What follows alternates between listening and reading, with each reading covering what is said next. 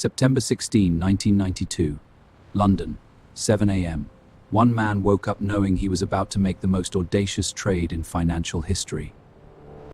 By midnight, he would pocket $1 billion. The British government would lose £3.4 billion. And the world would never look at money or power the same way again. This is the day one man broke an entire country. To understand what happened on Black Wednesday,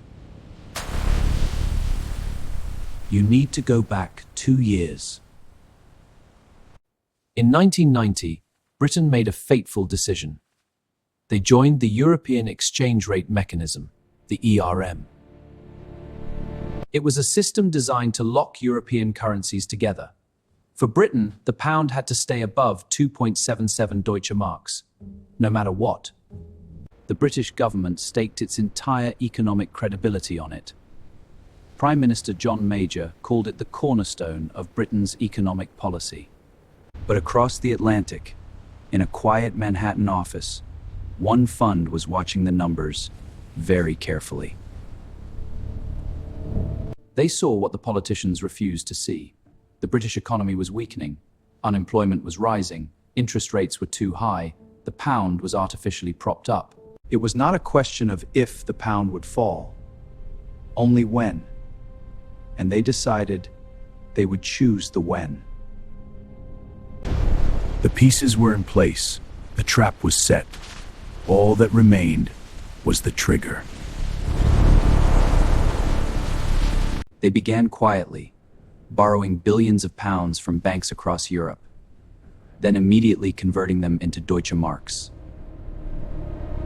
This is called short selling a currency. If the pound falls, they buy back the pounds cheaply, return them to the lenders, and keep the difference. The greater the fall, the greater the profit. But here was the terrifying part. For this to work, the pound had to collapse. They needed to force it. And so they started selling. Billions, then tens of billions of pounds, flooding the market. The Bank of England watched in horror. They fought back the only way they knew how, buying pounds furiously to prop up the price. By 9 a.m., £1 billion spent. By 11 a.m., another billion. Gone. Norman Lamont announced they were raising interest rates from 10% to 12%, effective immediately. A desperate signal to the markets: we are serious, we will not let the pound fall. 12%. The markets didn't blink.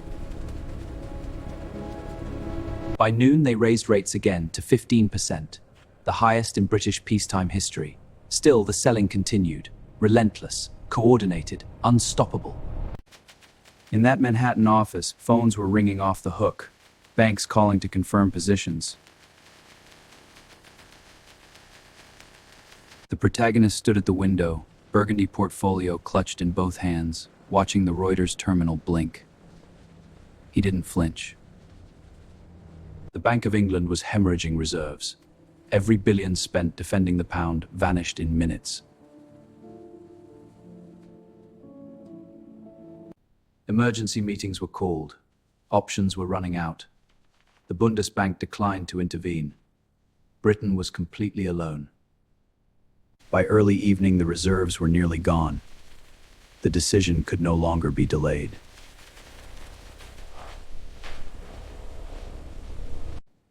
In Manhattan, the fund checked their positions one final time. Everything was in place.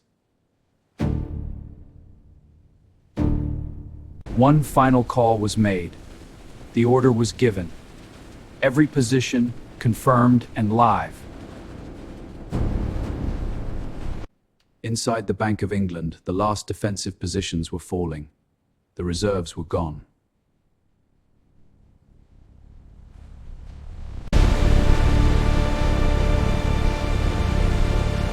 And then it broke. At 7:40 p.m. on September 16, 1992, Norman Lamont walked to a microphone outside the Treasury. His face was ashen, his voice barely steady. He announced that Britain was suspending its membership of the European Exchange Rate Mechanism. The pound was free to fall. And fall it did. In minutes, the pound crashed 15% against the Deutsche Mark. In that Manhattan office, pandemonium, not of panic, of triumph. $1 billion in profit, materialized in a single evening.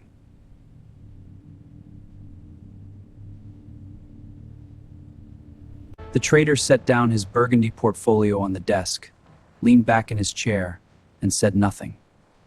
There was nothing left to say.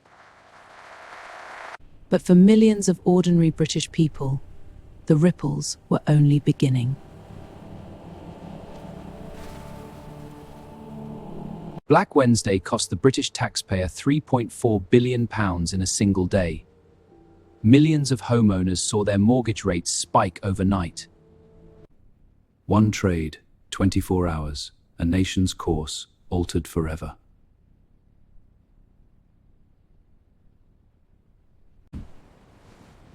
Here is what Black Wednesday teaches every investor forever. No government is bigger than the market. No artificial price can hold against economic reality. When fundamentals and policy diverge, someone, somewhere, will profit from that gap. The question is never if the truth will win, only who is positioned when it does.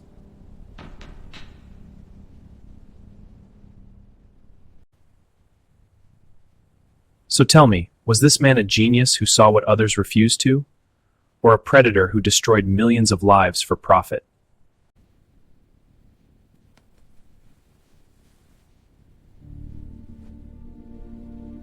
Drop your verdict in the comments.